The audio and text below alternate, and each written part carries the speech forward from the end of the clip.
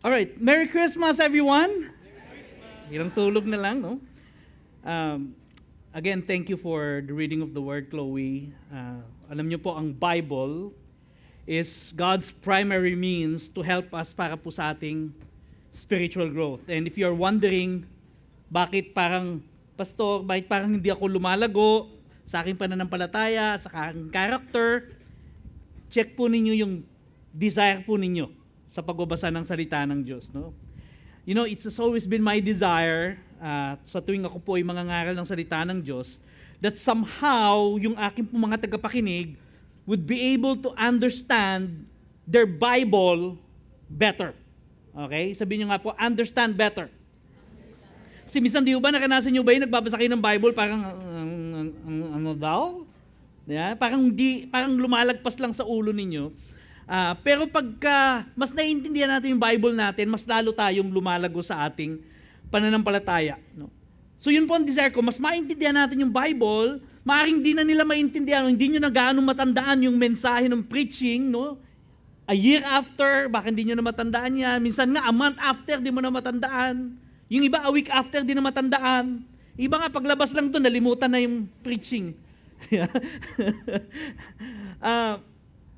But if you understand the Bible better, at least because of the way it is being explained, the next time you read the passage, mas magkakaroon po kayo ng mas maganda pang insight sa Bible.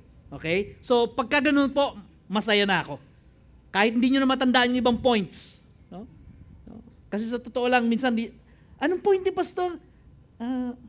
Pointless eh. Sabi tawag namin dyan, pointless preaching, no? And so this same goes with my preaching. No? Kahit di nyo na matandaan yung mga points ko, basta maintindihan nyo lang po yung istorya ng Biblia, masaya na ako. But of course, mas masaya kung matatandaan nyo yung mga message. I told you last time na kung ako po ang susulat ng Christmas story, baka ang ginawa ko sa pagsulat ko ay pinanganak si Jesus sa Jerusalem, where the center of religion of Judaism was located, or at least sa Rome, the center of power of the Roman Empire, the most powerful empire at that time. At pinanganak siya maaari sa isang royal couple. Okay? That's how I think it should have been. But God had a different perspective, and therefore, He took a different route. Iba yung story niyang sinulat. God wrote a Christmas story that only He could truly make up. Siya lang talaga makakapag-isip. Oftentimes, ganun po yung nangyayari sa buhay natin as far as our relationship with God is concerned. Halimbawa, gusto natin mabless tayo. Sino dito gusto mabless? Yung hindi kayo umiiyak katulad ng batang yun. Gusto nyo bless tayo, masaya lagi tayo. Yeah? Gusto rin naman ni Lord mag-bless tayo. Tama? Naniwala ba kayo doon? Gusto ni Lord, bless ka. Same thing. Gusto mo ma-bless? Gusto ni Lord ma-bless ka. But our idea of blessing is so far removed from God's idea of blessing. And so we're seeing things wrong because our wrong perspective. Sabi niya nga po, wrong perspective. Another word for perspective is vantage point, or topic natin ngayon, point of view. Okay? Meron pong isang story yung lumabas sa Facebook, maaaring iba ho, alam na ito. No? Dalawang tao po, no? Iba-iba na version ito eh. Pero parang ganito. Dalawang tao gusto mag-meet up, tapos nung nandun na po sila sa lugar, malapit na, nandun sila sa magkaibang side nung meeting place. So, ano sabi? Nag-text yung isa, nasan ka na ba? Sabi niya, nandito na ako sa may gasolinahan. Nandito na rin ako sa gasolinahan eh. Sabi niya, anong gasolinahan ba yan? Jatot. Jatot! Sabi niya, ngayon lang ako nakarinig ng gasolinahan, Jatot. Ikaw, nasan ba? Sabi niya, nasa Total.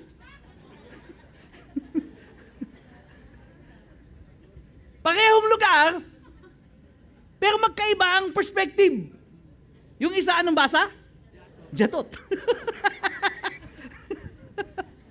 Sometimes ganun tayo. Nasa tama naman yung lugar. Kaya lang mali yung perspective mo, kaya namamali ka ng basa sa kalooban ng Panginoon. Mga kapatid, if you have a wrong perspective, you would get things wrong. That's how powerful perspective is. So, what I want for us today is to see Christmas in the perspective of the shepherd nung unang Pasko. This is how God wants us to see Christmas. At least one of those POVs na ating pong dinidiscuss. So let's try to understand ano ba yung nangyayari dito and see what lessons we can squeeze out of the shepherd's POV. Sabi po sa verse 8. Okay? Verse 8. In the same region, there were shepherds. Buklatin po ninyo yung Bible nyo. Tingnan nyo. Kasi, babalik-balikan po natin yan eh. Luke chapter 2, verse 8. In the same region, sabi nyo, same region. There were shepherds out in the field, keeping watch over their flock by sabi nyo nga, night. So it was an ordinary night. Sabi nyo nga po, ordinary night. Nothing special, walang meteor shower, walang Taiwanese na kumakanta. Yung iba, ano daw yun? Kapanahonan ni Roy yun. Alam ni Roy. The meteor shower. Walang alignment of the planets, nothing. It's just one simple night. And that's how Christmas came. Very unassuming night. And it took place in the same region. Sabi ng Bible, in the same region. Okay? So it took place in the ordinary town called Bethlehem. By the way, the name Bethlehem means house of bread. The word Beth, say Beth, means house. Kaya yung Bethel means house of God. Bethlehem means house of bread. Pag ang asawa nyo ay Beth, siya may-ari ng house. Okay. May nakita ko dito si Beth. Nasaan ba yun? Yeah. Anyway. So it was in an ordinary town of Bethlehem. Even Micah chapter 5 verse 2 tells us of that. Ano sabi ng Micah 5:2? But you, O Bethlehem Ephrathah, who are too little. Sabi niyo nga po, too little. With an attitude. Too little. Yan. Okay? Hindi too little. Walang attitude. At may attitude. Too little. Yan. Baka mamaya gusto kayo, yeah. Sabi ng Bible natin, yung Bethlehem, sa pananaw ng mga tao ng panahon na yon, katiting lang siya. Yeah? Katiting. Ano yung katiting? Maliit na pusa. Katiting. Maliit lang. Kukumpara mo sa Jerusalem, kukumpara mo sa Hebron, kukumpara mo sa kung saang lugar ng Israel, ang Bethlehem considered what? With an attitude. Too little. Bethlehem is a small town adjacent to Jerusalem. Para lang po itong Muntinlupa at Paranaque. Ganyan lang sila, magkatabi lang sila. Okay? Parang sa isang hakbang mo lang, Muntinlupa na, isang hakbang mo Las Piñas na. Parang ganon.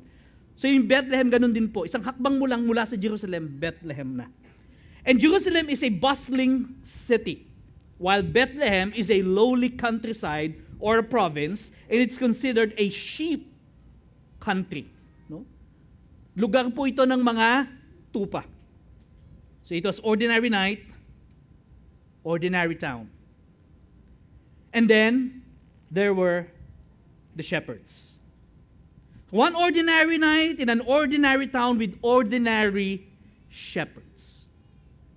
But something was about to happen. Dun, dun, dun, dun. Verse 9, buklatin po ninyo yung Bible ninyo. Verse 9. And an angel of the Lord appeared to them, and the glory of the Lord shone around them, and they were filled with great fear. They were filled with great fear. Eh, sino nga ba naman ho ang hindi matatakot Di ba? It's not like angels appear every now and then. Please remember po na meron pong tinatawag tayo na 400 years of silence before the coming of our Lord Jesus Christ. Ano ibig sabihin ng 400 years of silence? Walang prophetic utterances, walang angelic appearances. God was silent, but He's not dead. He was silent. Tapos biglang may mag-a-appear na angel sa'yo, and most probably itong angel na to baka 7-footer, 9-footer. Malaki po ito. Tapos nagliliwanag, nagniningning. Diba? Sino ba naman ang hindi matatakot? No wonder they were terrified. Again, I want us to bring into the story, no, para tayong, anong tawag doon, yung fly on the wall. Kaya gano'n. Titignan, ano ba yung itsura doon? Ano ba nangyayari? Minsan kasi pag binabasa natin, parang nilalagpas-lagpasan lang natin eh. But this time, I want you to be in the story. As we move forward, I want to answer 3 questions. Number 1, why the shepherds? Bakit sila? Bakit hindi yung mga priest? Hindi yung mga religious leaders? Number 2, how did they know the location? Naitanong nyo ba yan? Paano nila nalaman yung location? And number 3, what made them confident that the news was true? Sabi ng angel, punta naman sila kagad. Bakit sila naging confident na totoo yun? And out of these 3 questions, we will try to learn some lessons. So first, why these particular shepherds? Sa ancient Israel po, meron pong 2 klase ng shepherd. Sabi nyo nga po, 2 types. First, the Bedouin shepherd. Ano ba itong Bedouin shepherds na to? These Bedouin shepherds are nomadic. They move from place to place. Okay? Hindi sila napipirmi. Travel sila ng travel kung saan merong green pasture. And they live in tents. And they focus on the flock survival doon po sa harsh land na kung saan napupunta sila. So kailangan iingatan nila yung mga tupa. Yan ang priority nila. Sa Israel po, nung panahon na yon, shepherding is considered the lowest work there is. Kaya ho, medyo mababa ang tingin sa mga shepherd. Actually, hindi nga sila pinapayagang mag-testify sa mga court. No? Pagka may court hearings, hindi sila pinagtitestify kasi kinoconsider sila mga thief, mababa po ang tingin sa kanila. Now, that's the first shepherds. The second type of shepherd is what we call the Levitical shepherds or shepherd priests. As their name suggests, ito po'y mga galing sa tribo ni Levi. Okay? Meron pong 12 tribes of Israel. 12 magkakapatid, kasama po dyan si Levi. At sila po'y mga saserdote, priest, kasi nga po Levite sila. Pero, okay, tingin dito, ngunit, datapwat, subalit, pero, sila po'y naka-assign to shepherd the flock. Yun po ang assignment nila. Day in, day out, year in, year out, ang assignment nila to shepherd the flock. Hindi po sila mga nomadic, hindi sila palipat-lipat. They settle in the region of Bethlehem, and their job is associated with Jerusalem temple, and they are religiously focused. Ang kanila pong role. Mga priests po sila, totoo po yun, pero shepherds din sila. Sa panahon natin, ang tawag natin dito mga blue-collared jobs. So among the Levites, they are the most ordinary of them all. Nakakuha po natin? They are the most ordinary of all among the Levites. Their job was to raise animals na kailangan healthy, without blemish, and pure enough para po maging katanggap-tanggap doon sa temple sacrifice. Kasi po, lahat ng sinasacrifice na tupa o kaya goat, galing po lahat yan sa Bethlehem. Naiintindihan po natin? Tingin po kayo sa akin, importante po itong detalye na ito. Mamaya makikita nyo, uy, Ang galing. So, ang trabaho nila, kailangan yung animal ay without blemish, maalagaan nila, hindi masusugatan, hindi magagalusan, hindi mapipilayan, hindi mai-injure. Okay? Kasi yun po ang itinakda ng batas ng Diyos ayon sa book of Leviticus. So these are shepherd priests, at part po sila ng sacrificial system ng templo. Okay? And they see to it na yung lamb, especially the lamb, ay perfect for sacrifice. So all over Bethlehem, marami pong grazing area.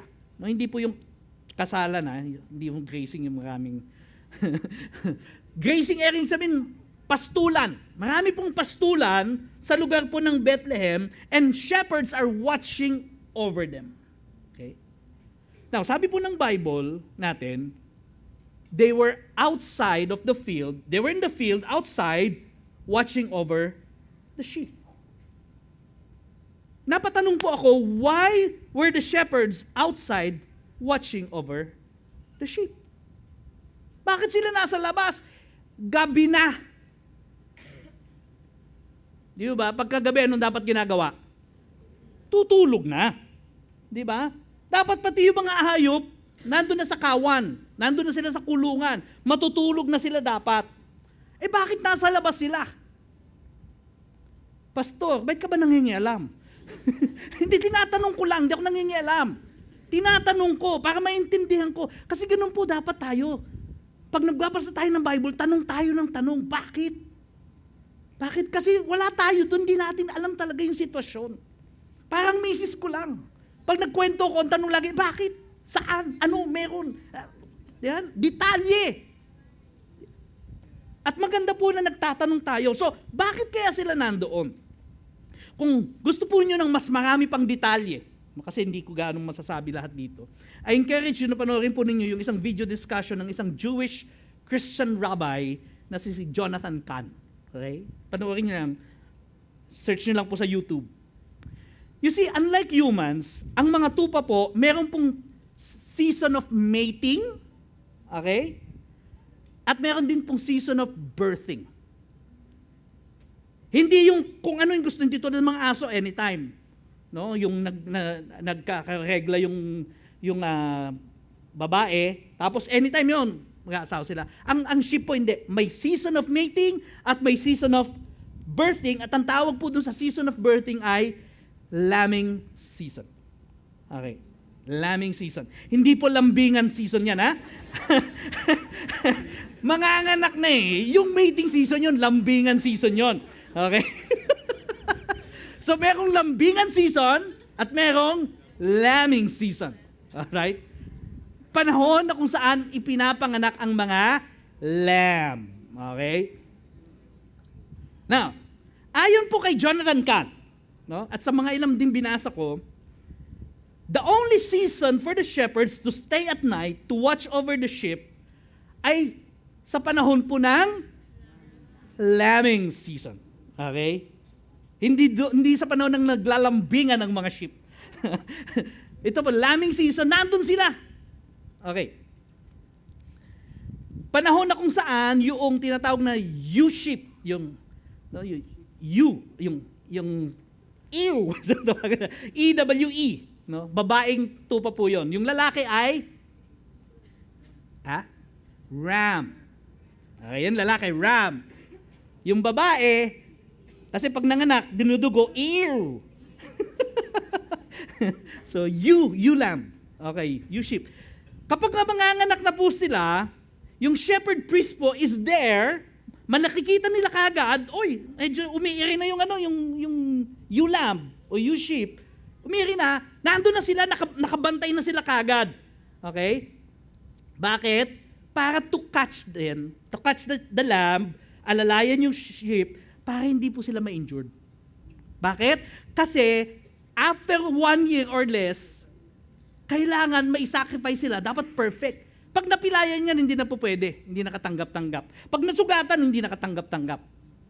Naintindihan natin? So, nandun sila, kaya sila nagbabantay sa gabi. Night shift baga. Di ba? Ano to, mga 7 to ano to? Graveyard! So, year in, year out, during the season, with devoted faithfulness, their job is to watch the birthing, the coming of the Lamb. Yeah. They had a simple task. Simple. Hintayin, bantayan, abangan ang pagdating, panganak nung kordero para sa Diyos. But they do it with dedication and faithfulness. That's why God honored them. No wonder, sila po yung kauna-unahan na nakasaksi ng kapanganakan ng ating Panginoong Jesus to witness the coming of the Lamb of God that takes away the sins of the world. You see, this is a great encouragement for all of us. You may look at yourself as ordinary. Maaaring tinitingnan mo rin yung katabi mo, mas ordinary pa. Lalo na yung nasa kanan mo. Yung nasa kaliwa mo kasi medyo special. No? Tingnan mo, merong pula dito. Yeah? You may consider yourself ordinary Christian. Pastor, ordinary church attendee lang po ako. You may be born in obscurity, lives in obscurity. Pag tinanong mo yung classmate mo, saan ka nakatira? Sa Alabang. Ako sa Alabang din, sa Gillage. Born in obscurity, lives in obscurity. Saan ka nag-aral? Lazal. Ikaw, Beda. Ikaw, saan ka nag-aral?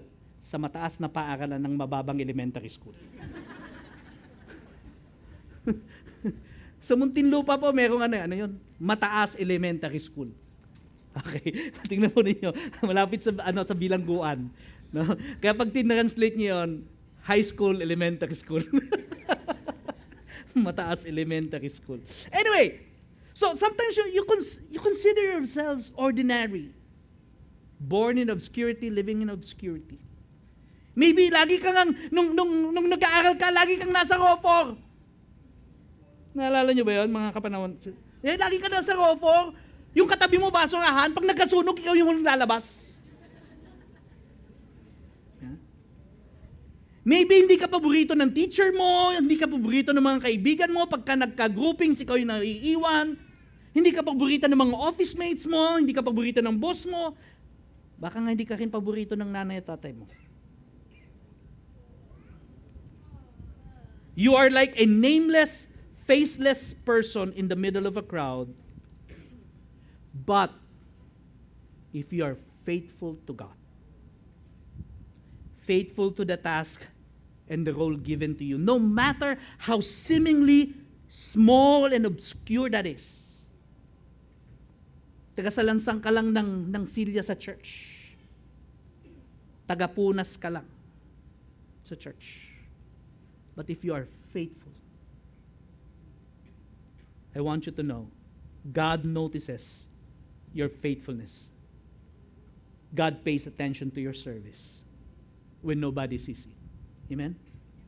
And He will pay you back with great rewards. Maybe hindi doon sa paraan na ini-imagine natin. But even grander, unexpectedly. The next question I want to answer. Paano nila nalaman yung location? Ang Bethlehem po, hindi naman siya yung parang SM mall lang na ganyang kalaki. Hindi po. It's a town. Okay? It's a town. Paano nila nalaman yung exact location? Hindi naman sila binigyan ng GPS, hindi sila binigyan ng Waze, hindi sila binigyan ng Google Map. Ano lang sinabi sa kanila? Binigyan lang sila ng signs. Verse 12, tingnan natin yung Bible natin. Ito na, maganda nang basahin yung Bible natin ulit. Verse 12, sabi nila. And this will be a sign.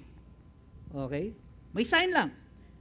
This will be a sign for you. You will find a baby wrapped in a swaddling clothes. Clothes ba? Cloths. Ano basa dyan? Clothes. Okay. Whatever. Lying in a manger. Yun lang po yung sign. And immediately, they got it. Bakit ko nasabing alam na nila kagad? Verse 16. Ano sabi sa verse 16? And they went with haste and found Mary and Joseph and baby lying in a manger. At nagmadali sila, dali-dali silang tumakbo at nakita nila kaagad. Bakit? Ang bilis nila namang makita. Alay, kagaling. Di ba? Paano? Why? You see, they have been waiting for the Messiah all their lives. Taga Bethlehem sila, alam nila papanganak sa Bethlehem ang Messiah, mga Levites pa sila. So alam nila, they know. Pero saan sa Bethlehem? Saan? Natanong nyo ba yun sa sarili nyo? Alam ba nila kung saan talaga? Okay, tatanungin ko kayo. Sa palagay nyo po ba, alam na talaga kaagad na mga shepherd kung saan ipapanganak si Jesus? Sino nagsasabing, Pastor, palagay ko lang naman, ha? Palagay ko lang. Palagay ko alam na nila, taas ang kamay. Okay. Tinitignan ko kung sino mga nagtataas ng kamay, ha? Pakisaka nga yung pintuan, walang lalabas. Hanggat di nagtataas ng mga... Sino dito? Pastor, palagay ko hindi nila alam, taas ang kamay. Eh yung iba, hintayin nyo muna ako tumambling. Ulitin natin ang tanong. Sino dito, sa palagay mo lang, alam na nila, taas ang kamay? Okay. Oh, dumadami na mga kapatid. Sino dito nagsabing hindi nila alam? Okay. Sino nagsasabi dito, wala akong pakialam, Pastor?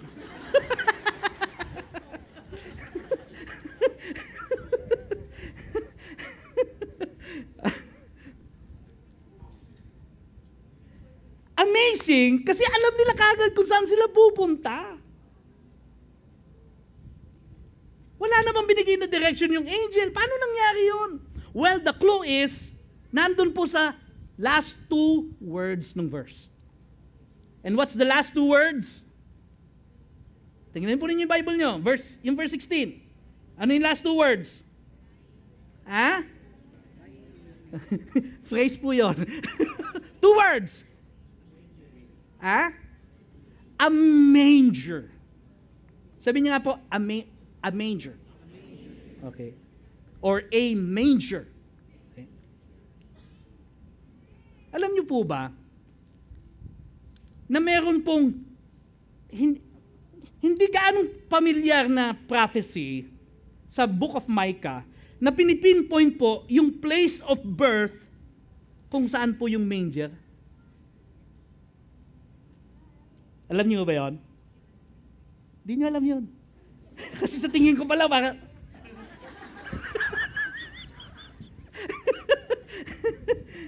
Okay.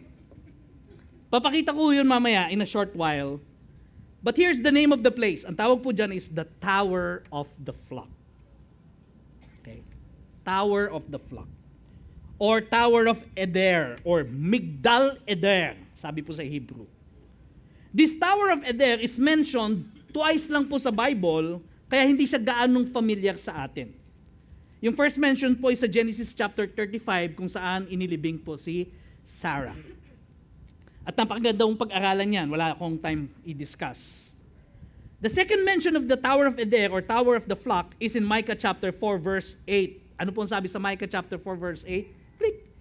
And you, okay, nandyan ba? Click. Ayan. And you, O Tower of the Flock, ayan, hill of the daughter of Zion, to you shall it come, the former dominion shall come, kingship for the daughter of Jerusalem. So pinraphesy ni Micah, sabi niya, o ikaw, tore ng mga, ano yung flock? Mga tupa. Okay yan. Okay? Tupa ng mga kawan. Okay. Sabi niya, sa iyo ipapanganak, darating sa iyo yung kingship. This is a messianic prophecy. No? Dito po pinaprophesy that the former dominion, no, kasi nawala na yung kingship ni David sa kanila, darating daw muli doon sa Tower of the Flock. In the many writings na nabasa ko po, they point out that this is where Jesus was born. Ano ba itong Tower of the Flock? Most probably ito po ay generic name rather than a specific name. Okay? Kasi doon po kay Sarah, mayroong Tower of the Flock at mayroong ding Tower. So, bawat tower po, ang tawag sa kanila, Tower of the Flock. Generic name. Okay? Parang bus station. Generic. Okay? Beneath the Migdal Eder or Tower of the Flock, nagsiserve din po kasi ito as watchtower eh. So kumbaga malamang dito nagtitingin yung mga shepherd. Okay? Binabantayan lang titingin sa kanya. Ayun, tulog na. Ayun, kanya, tulog na. Ayun, nag-hiccup na. Kasi dito, tanaw ko sino natutulog eh. No, kaya minsan pag sabi ko, kalapitin mo yung katabi mo, sabi mo gising na, meron nung natutulog minsan.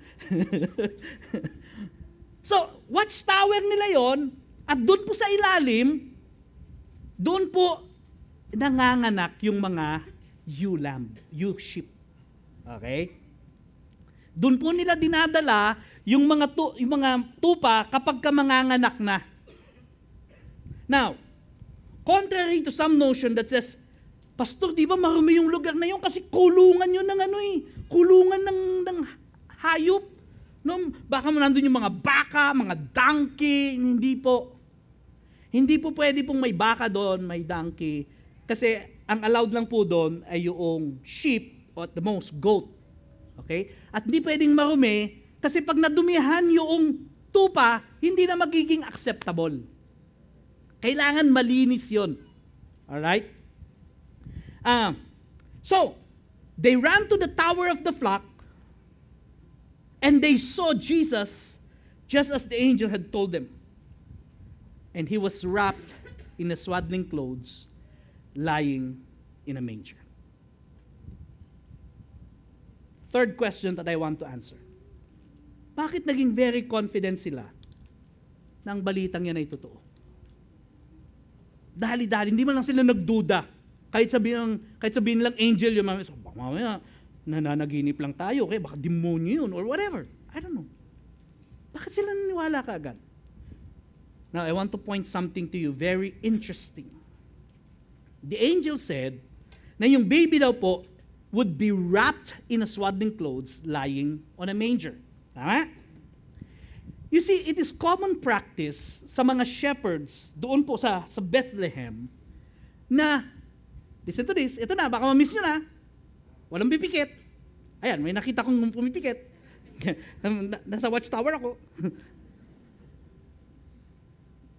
Practice po nila na kapag ipinanganak ang lamb, anong ginagawa nila?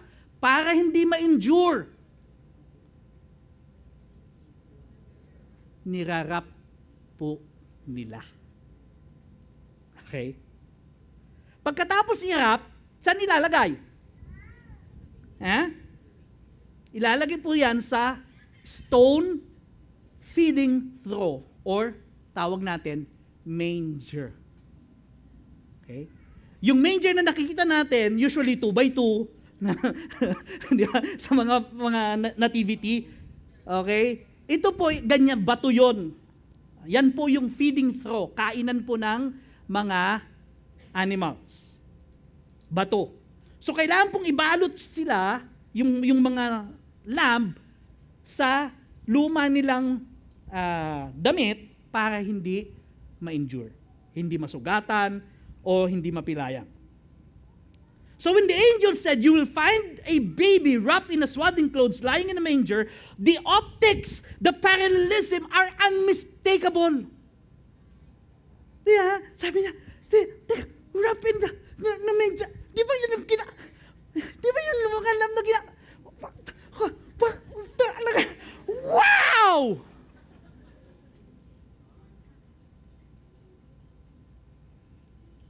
The parallelisms was so obvious. Very much the same as that of the newborn lamb. They knew that the Messiah, the Lamb of God, was born that day. And that's the hand of God at work, to make sure that things happen according to His plan. Bawat detalye. Aren't you glad? Pakagaling po ng ating Panginoon. Yeah? Now, let's continue with the swaddling cloth. Okay? Sabi ng Bible, binalot daw po si Jesus sa swaddling cloth. Yan po yung swaddling cloth. Tanong, saan nakuha ni Mary at ni Joseph yung swaddling clothes na pinambalot kay Jesus? Pastor, malamang dala nila yan. Malamang nga. Okay? Pero bakit sila merong swaddling cloth? Siguro dahil manganganak na si Mary. Now, you see, kultura po ng mga Hudyo, makinig kayo, ito na naman, baka mamaya sayang yung message. No? Kayo pipikit, ito na. Kultura po ng mga Hudyo, na kapag sila po yung magta-travel ng malayo, kasi wala naman pong bullet train nung panahon na yon. No? Cadillac lang po ang meron. Okay? So Cadillac lang sila. Cadillacad lang. Okay? Yung camel naman, hindi makatakbo yan ng 100 kilometers per hour. Mabagal lang po yan. Kung minsan sinasakay yung Dahil malayo po yung kanilang pagta-travel, lagi silang nagdadala ng swaddling cloth. Para just in case, sabihin nyo nga po just in case, along the way, magka-problema sila, mamatay. For whatever reason, inatake ng bandido, inatake sa puso, nakakain ng stork, whatever. Immediately, they can be wrapped and be buried within 24 hours. Kasi yun po ang kultura. So bilang traveler po, mula po dun sa Nazareth, they traveled down to Bethlehem, may dala-dala po silang swaddling cloth,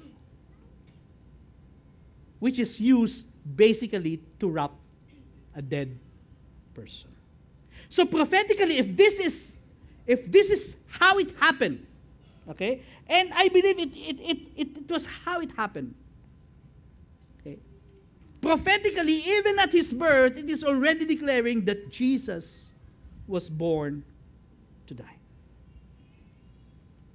Jesus was born to die so that we who are dead in sin might not die anymore. Jesus was born to die in order for us to be born again and live for Him for the rest of our lives. Jesus was born to die that we may no longer suffer eternal death, but live in eternity with Him. Amen? Wala pong aksidente sa ating Panginoon. Amen? Palakpakan nga po natin ang Panginoon. Ordinary tower, ordinary cloth, ordinary manger. Yet God used these ordinary things to reveal the divinity, the birth of the Creator, as they say. They were used for God's extraordinary revelation of His glory. And God revealed Himself even to the ordinary. So God revealed Himself to the ordinary through the ordinary. You see, mga kapatid, in the hands of God, the ordinary can be used extraordinarily. That's one lesson we can learn. Second lesson, sometimes our miracles are hiding in the plain sight of the ordinary. Minsan naghahanap tayo ng mga spectacular na miracle. Ang di mo alam, sa mga ordinaryong bagay, may himalang nagkahihintay sa'yo. Hindi mo lang alam. Kasi, ang hinahanap mo, jatot. Mali. Kaya kahit anong sabi sa'yo, hindi mo makuha. Bakit? Kasi jatot ang nakikita mo. Mali ang basa mo, kapatid. Sometimes in the ordinary, nandun na.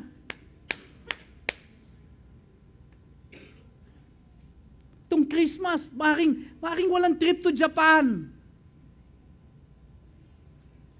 Yung kapitbahay mo nag-trip to Japan, pagdating sa Japan, nag-aaway-away sila. Ano mas gusto mo?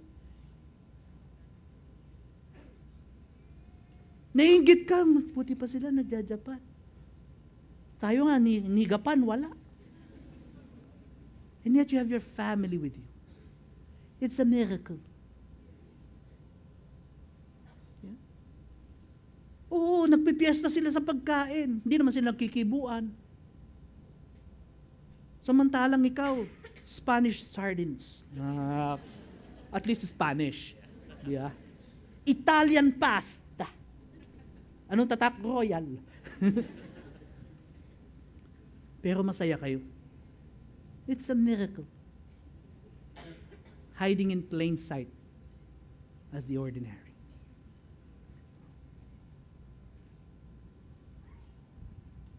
And sometimes God wants to reveal Himself to you as an ordinary person using ordinary situations and ordinary things. And if only we will open our eyes and look at things in the perspective of God and have that eyes of faith, you will be wowed and awed. At katulad nung nangyari sa mga shepherd, mapapahaleluya ka sa Panginoon. Amen? Palakpakan po natin ang Panginoon.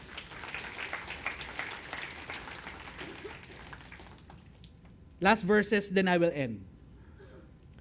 Verse 15. Tingnan po natin yung 15 to 20. When the angels went away from them into heaven, the shepherds said to one another, "Let us go over to Bethlehem and see this thing that has happened, which the Lord has made known to us." And they went with haste and found Mary and Joseph and the baby lying in a manger. And when they saw it, they made known the saying that had been told concerning this child.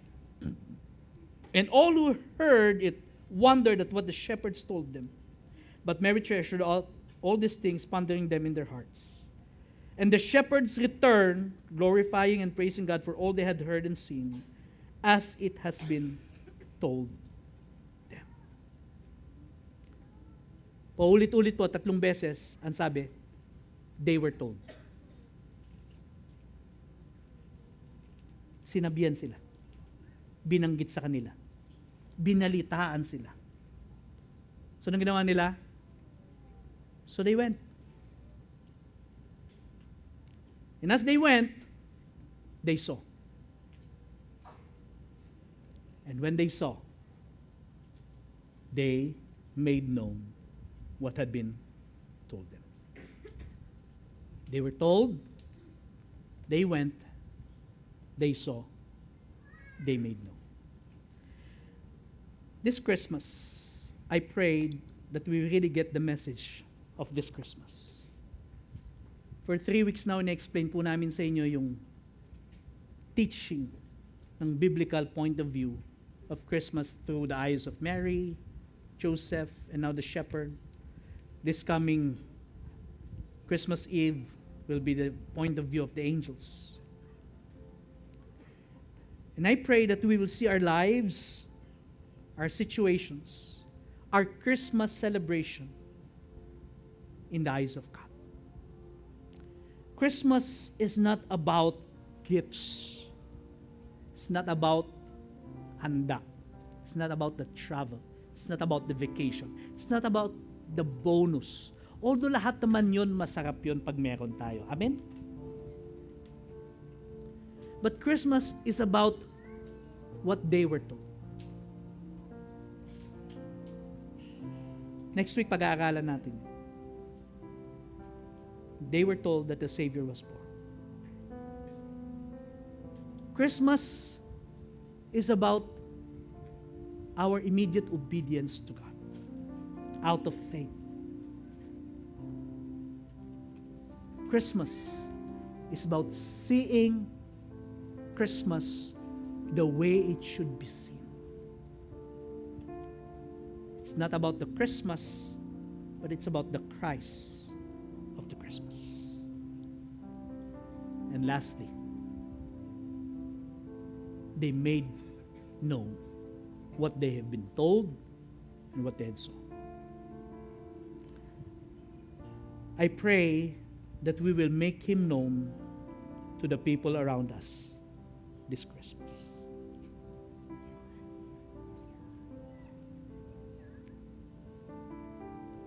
Kahit sa anong pagkakataon, humanap tayo ng butas para maisingit natin si Jesus sa conversation. Okay? Whether sa kainan, kwentuhan, patungkol sa mga reunion, patungkol saan. Lord, give me wisdom how I can inject you into the conversation, that I can make you known to the people around me.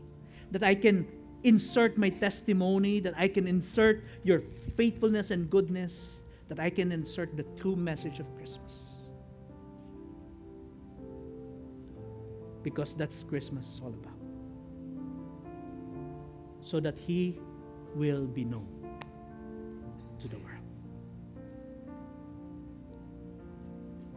This Christmas, sino man po yung mga kasama nyo, pamilya, na sa buhay, lalo na po kung di pa believer, I pray that you will make Him known. Amen? Palakpakan po natin pa. Tayo po tayo ngayon.